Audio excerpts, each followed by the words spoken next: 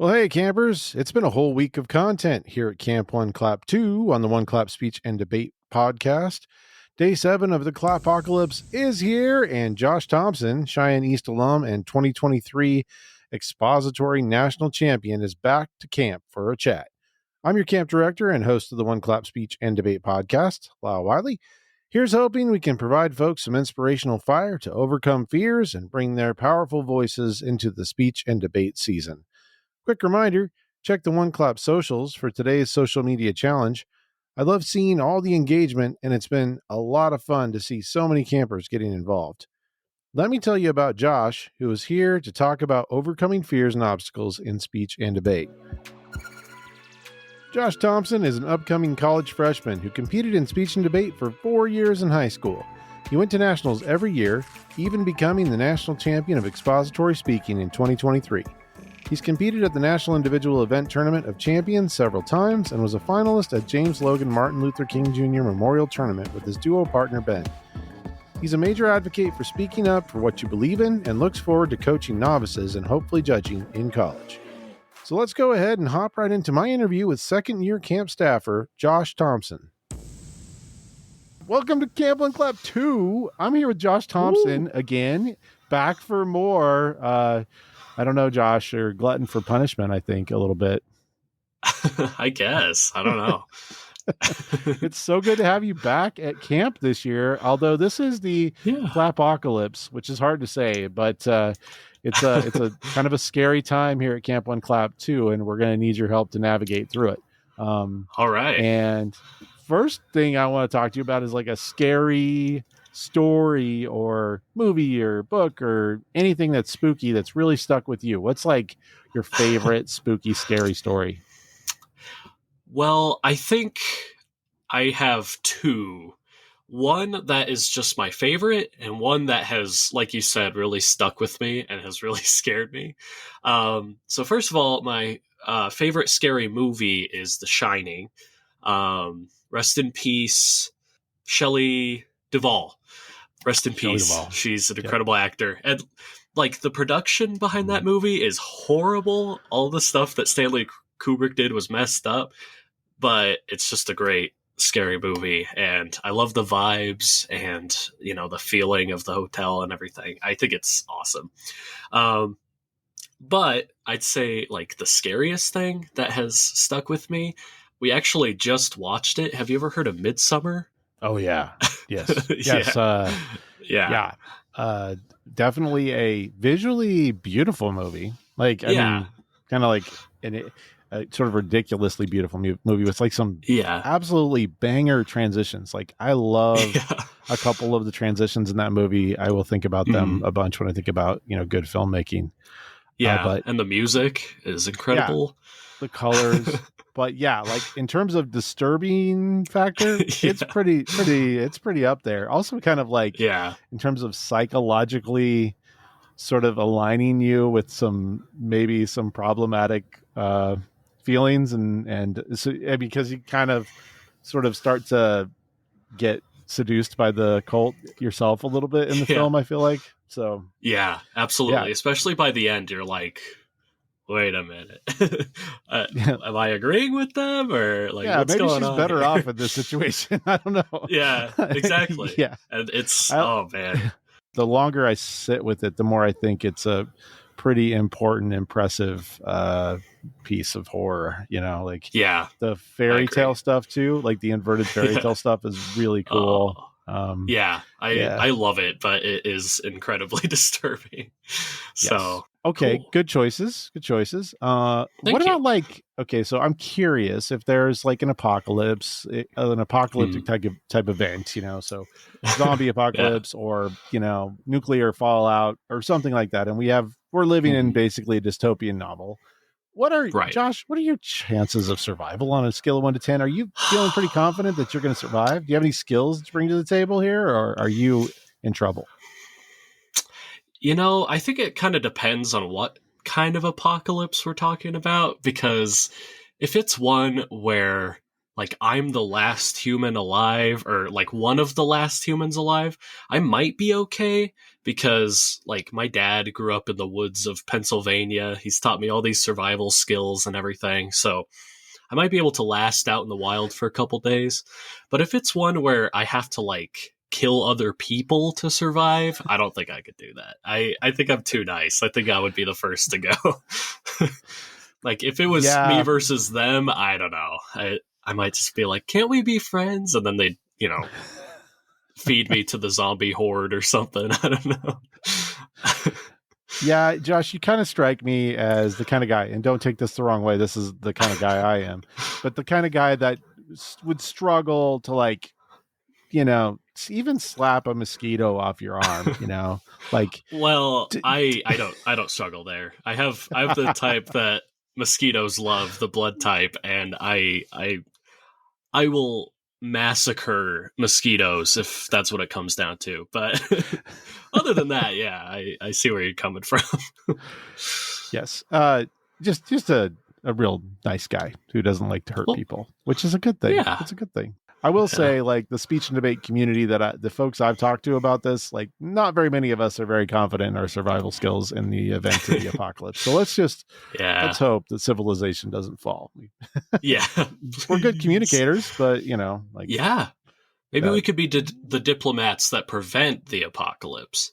let's hope for that. I like that. Yeah, I like that. yeah.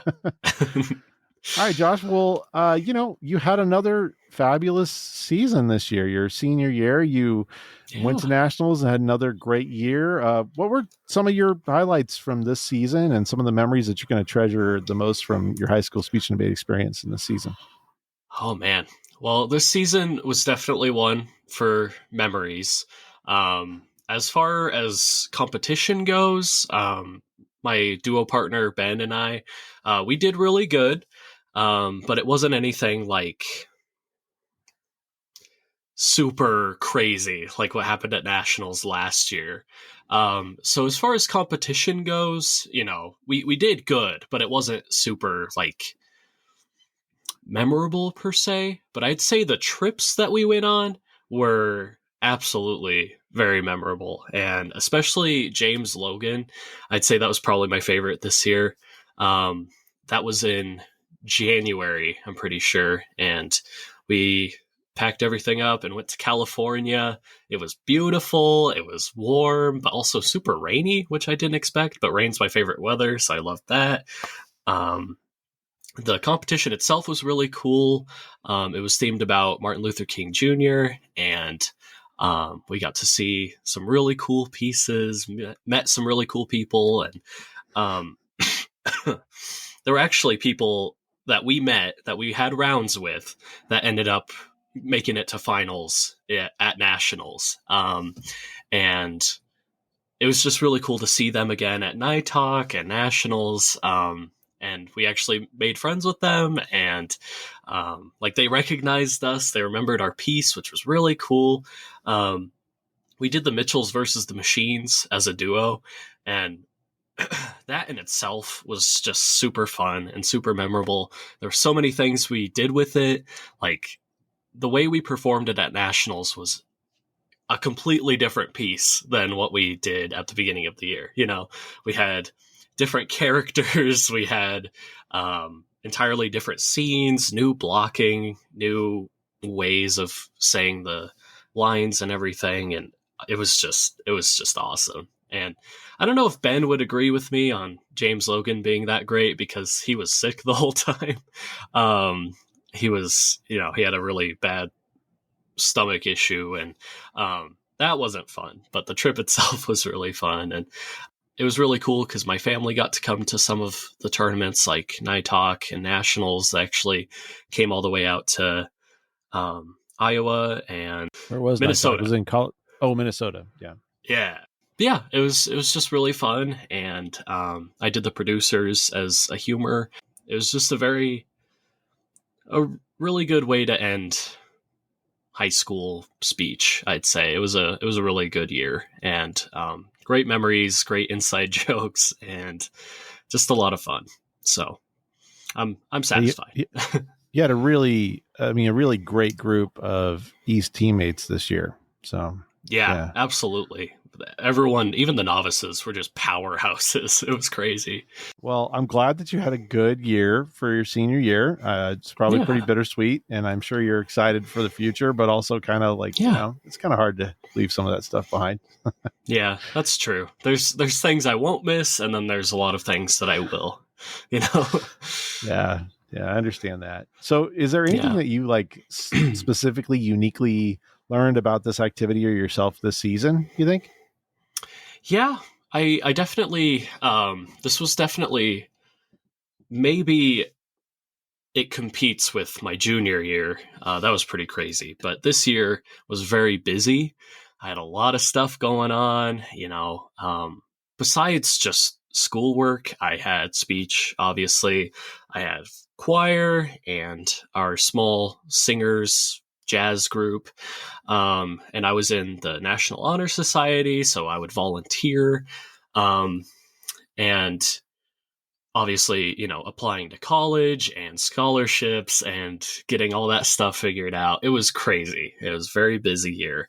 And I definitely, in the past, I've kind of gone all out with speech and debate. I've done 3 or 4 events at a time, and I just kind of loaded up and did everything because I wanted to do everything. But it was also very draining and very, I got burnt out by the end of the season. And I was like, I even got to the point like last year where I was like, I don't know if I want to do this next year. I was just so like worn out. And this year, I definitely took it a lot easier.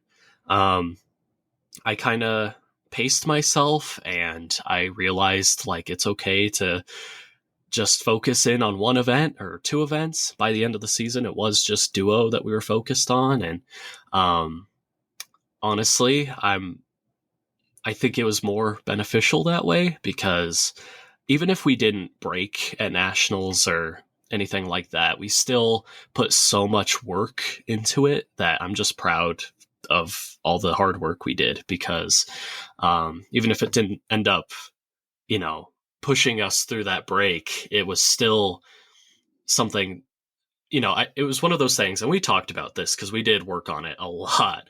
Um, we were talking about how we'd rather have worked on it and not break than not worked on it and not break. I think I said that grammatically very incorrect, but it's like, if we did break and we worked that hard, we could be that much more proud. But since we still put in that work, we can just be proud of what we did and we tried our best, and no one can say we didn't because we did put hours upon hours into it.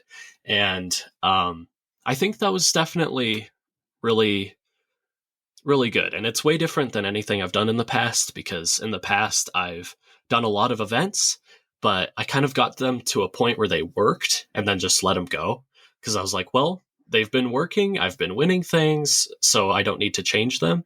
And then I would stop going to practice. I would just kind of let it sit. And that's one thing you can't really do once you get to nationals, because you have to freshen it up. Because what works in Wyoming does not work at a national level tournament with people from all over the states.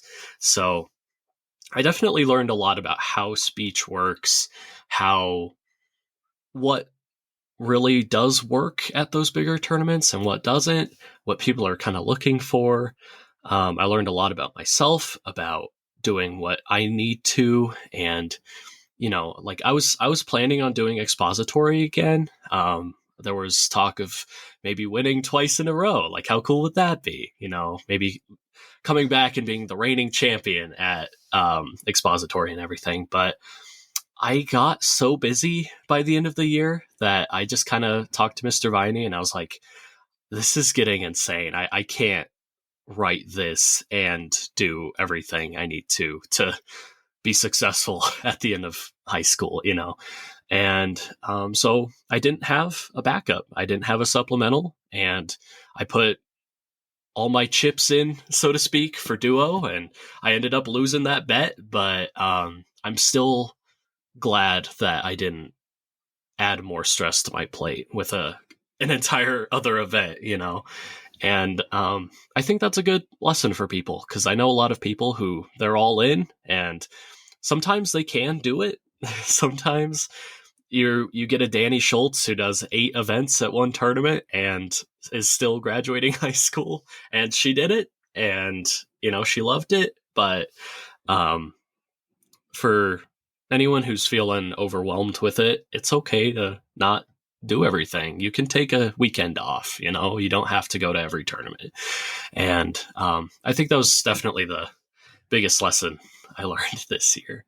Setting boundaries is tricky, and it's especially hard when you like put certain expectations on yourself and stuff, but it's super important knowing your limits and like what is healthy for you. Absolutely. I've had a lot of folks talking about that realization for them in this year and in the last couple of years, just like that you're okay, that you, Josh Thompson, are as you are, that you don't require validation through the events that you do in this activity, that you are a valuable and talented and hardworking person who puts everything that they can into what they do. And so, but it's a difficult thing sometimes because we set certain expectations for ourselves. We want to try to do it all, but you can't do it all. Sometimes you have to take a step back. That's a tough lesson to learn. But it sounds like it was healthy for you this year to know your limitations and then be careful about those. Yeah, absolutely. And I ended up having more fun this season because of it, because I was able to just kind of sit back and enjoy the tournaments, and I got breaks in between rounds, and it was great. I think there's a lot of pressure that gets put on seniors too. It's like weird, as leaders and stuff, which I mean, like, some of that is good pressure, but then there's like all these like things outside of the speech world that happen with seniors that are really stressful that I think a lot of times we forget about. Other activities, of course, same expectations in other activities, but also just preparation for the world outside of school, trying to figure out what you're going to do for next steps. A lot of times it's like scholarships and all sorts of like applications that are super high stakes and some hard classes. I mean, my seniors in Thermopolis, a lot of them are taking like a full college load, which I mean is really intense for a lot of students. They're not used to that load. So the academics is really difficult too. So I think this is a good reminder to coaches and to other competitors that are going to be seniors that, just it's your mental health and your physical health are the most important thing in the equation. Like, you got to take care of yourself. Mm-hmm. Yeah. And having gone through all that and being on this side of it, I can definitely say that it's hard to have that in mind when you're not a senior. But as soon as you are a senior and you have all those pressures, you're like, oh my gosh, how did they do this last year? Like thinking of the seniors who graduated before you, and it's hard to get that perspective and understand that struggle unless you're in it. But it is definitely important to keep in mind for other competitors and coaches, just to remember, like, yes, we are at the top. We are leaders and we want to support everyone, and kind of set an example to try to meet. But also, we're human and we're, fresh adults in some cases, and we don't really know what we're doing. And, it's good to kind of put yourself in other people's shoes and understand what's going on. So, but boundaries are super important, and recognizing that when you need to take a step back, it'll actually, a lot of times, like in your situation, help you enjoy an activity that you really love, to like, be real about what is the correct amount of work that you need to put in for this year. Yeah, so, absolutely. Yeah. I have a ghostly interlude here. I want to I want to see what Josh Thompson thinks about ghosts and the paranormal. Are you a believer? What do you think? Well, I think I definitely pride myself on being very logical and intellectual, so to speak. That might sound bad, but I love learning about science and the real world and what's going on. But I definitely am. I definitely do believe. I think there's things that science just can't explain. And sometimes you just gotta see those things for yourself. And I grew up like in a Christian home. That's kind of my belief system. So I don't necessarily think the paranormal is bad always. I think there can be bad paranormal stuff, but I think sometimes it's really good. And believing in like spirits and stuff, it's not necessarily the classic like white bed sheet with 2 holes cut out. It's not like cupboards opening and closing in the middle of the night or things like that. Sometimes it's as simple as like getting a sign from someone you've lost, and it's kind of like, oh, they're still here, and one thing that my family kind of experiences is my grandpa Mayer on my mom's side. After he passed away, my mom saw a monarch butterfly, and so whenever we see one of those, they always like land on us. Like they never just kind of pass us, they always land on one of us. And we always say that that's Grandpa saying hi or giving us a hug, and it's just things like that that I kind of subscribe to. But I also think there's really scary haunted places all around the world that are absolutely, there's ghosts there, and they're not friendly. Well, that's lovely. Yeah. I especially love the butterfly. Yeah. That's a great reminder no matter what. So yeah, absolutely. The folks that are gone are never really gone from us. So yeah. Well, okay, all right. So that's a pretty good answer. Also, like funny to me. I know you are a highly logical, like straight, like balanced thinker, but you're also very open-minded, man, and that's good. Yeah, absolutely. So here at Camp One Clap 2, we're talking about overcoming fears and obstacles a lot, and I thought maybe you'd have some like spooky stories for us about times that you had scary moments in speech or things that helped you kind of like grow, but at the time were like pretty scary. You have a few stories for us? Absolutely.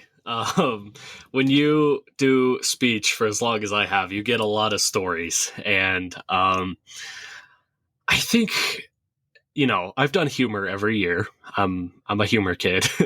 I can't beat the humor kid allegations because they're all true. But I think the scariest thing that can happen as a humor kid, well, there's 2. One is messing up and forgetting all your lines mid-performance. And the second is getting stonewalled where no one laughs, and it is painful. And the first one that happened at my first in-person tournament. It was at Casper College my sophomore year, and it was finals, humor finals.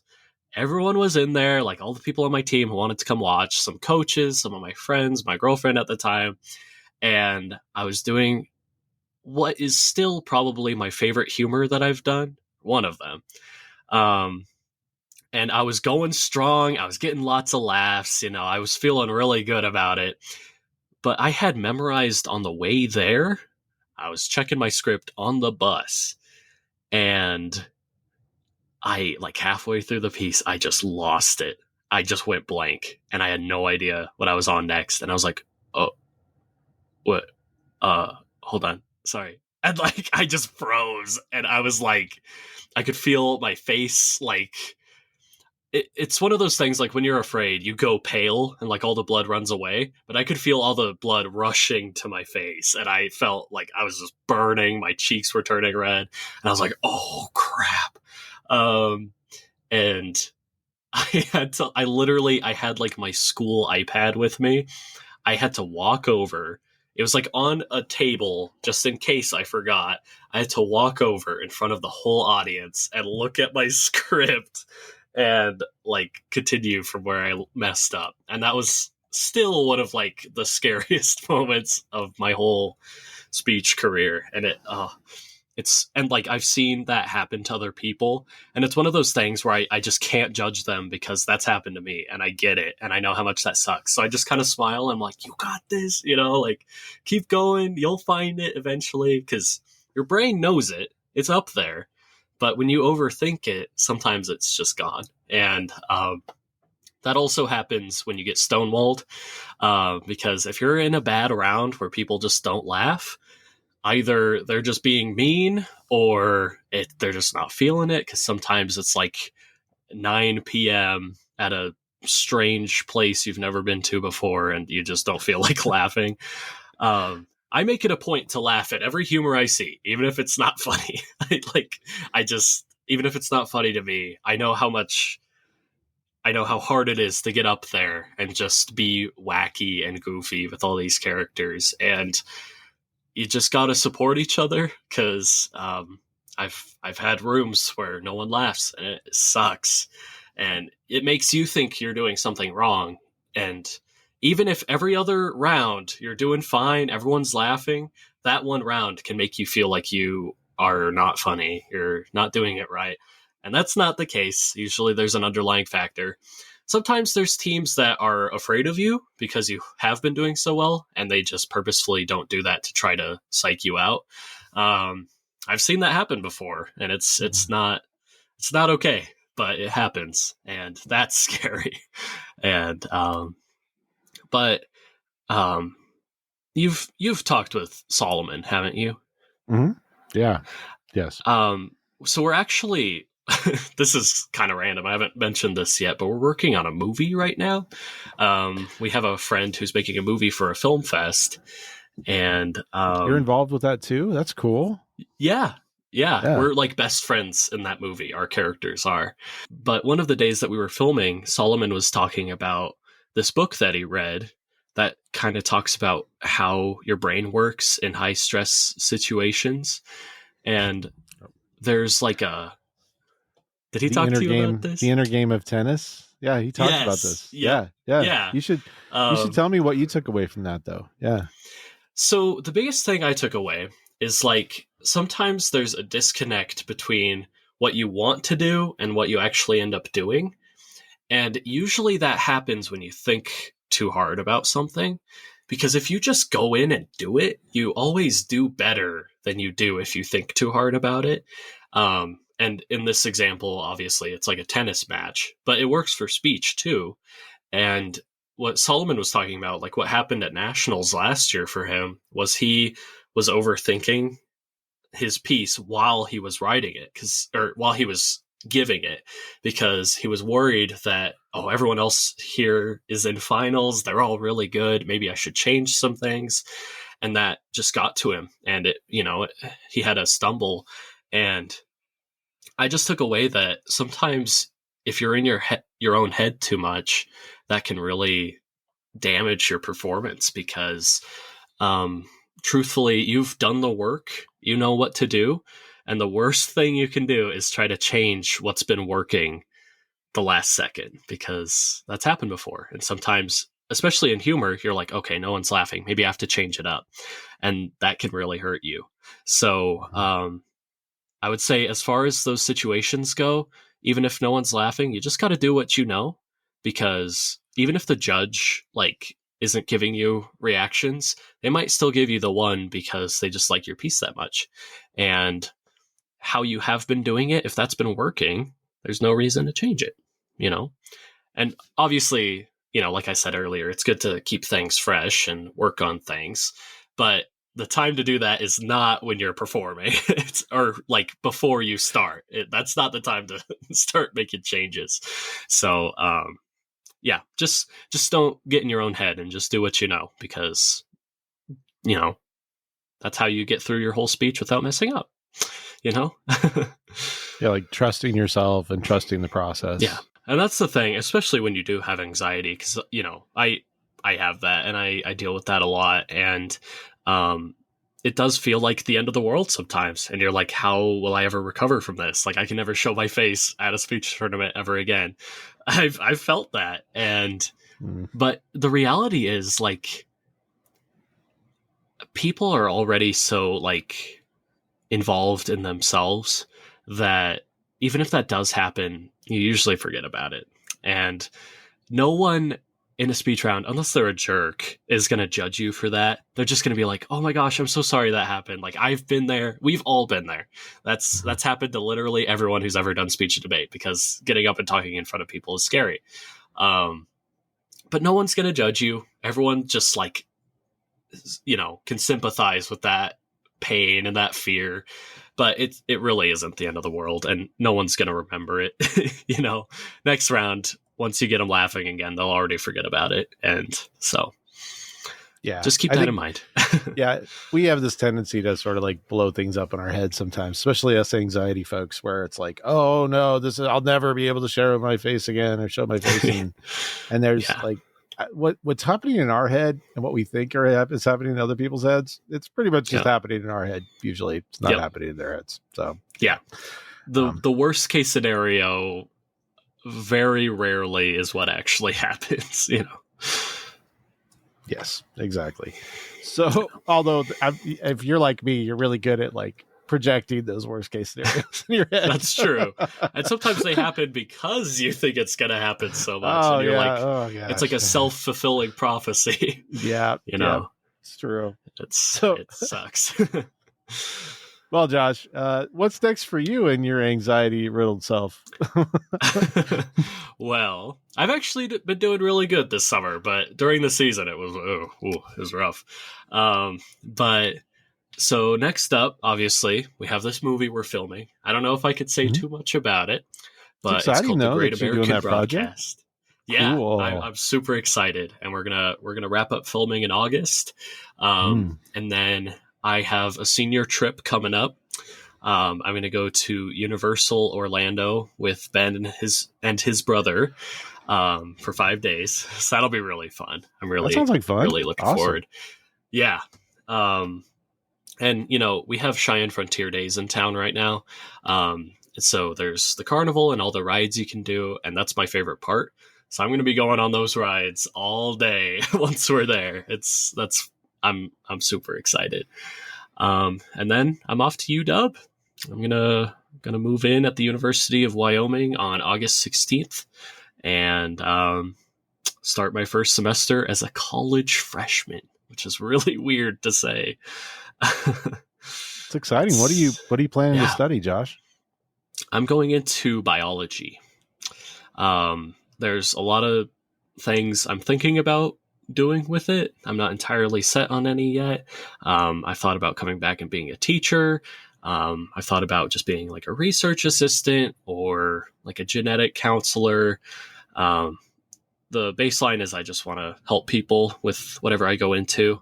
So still deciding on that, but biology is going to be my major. So yeah. Awesome. Well, I do think you'd be a great teacher. I mean, obviously I'm always looking. We need good teachers. We need great teachers. So I try to encourage people to think about it. I know it's not the most sexy profession in terms of like pay and status and all that good stuff, but respect. I think great. Respect. Yeah. But are you at all interested in like staying in touch with the speech and debate community in the future? Are you going to try to do some like, coaching on the side, helping people out? Yeah. I'm not planning on doing it. I'm not planning on competing again at UW, but I signed up for an alumni membership for the NSDA, and I'm planning on coming back to Cheyenne to help coach and judge tournaments. And a couple of years from now, when I'm able to, I'd love to help judge at nationals or something like that. I think that would be really cool if I'm able to. So, yeah. That's awesome, man. Hopefully I can continue to snag you to get you on the podcast too, to give your awesome perspective and help people out in that way too. So yeah, I would love to. Whenever you need someone, let me know. I want to close out our interview. We're like closing out interviews with discussions about, there's a lot of like stats and surveys thrown around about how like folks really, really are afraid of public speaking. I mean, to the point that like often they are less afraid of death than public speaking in many of these surveys, which is crazy. But so like, if that's true, like what do you think? Like, why is participating in speech and debate worth all of that fear and terror of presenting things in the public? What do you think? That is a great question, and I asked myself that a lot while I was competing. I was like, "Is this really worth it?" Because again, doing this activity with anxiety seems like it's kind of self-defeating. But then you ask literally anyone who does it, and they're like, "Oh yeah, I have anxiety." And you're like, "Oh, okay, so we're all crazy." But no, I'd say the most important thing about speech and debate is just like getting a message out. That's why we do it. And it can really be anything. Sometimes it's incredible and groundbreaking and, it changes someone's perspective on the world for the rest of their life. And other times it's just a silly message about how important family is or dad jokes. And, it can really be anything. And that's what's so special about it. I've seen people just get up and talk about nature because they love it. I've seen a poetry that was just about how cool nature is, and I loved it because it is great. And you could talk about whatever you want to talk about, and I think you'll get more out of it if it's something you believe in personally. But if you just do something because it's fun, then by all means, more power to you. And the skills you get with learning confidence and just how to communicate effectively, that's a very important skill that a lot of people lack. And even if you're playing a character with big emotions, sometimes it helps you to express your emotions effectively.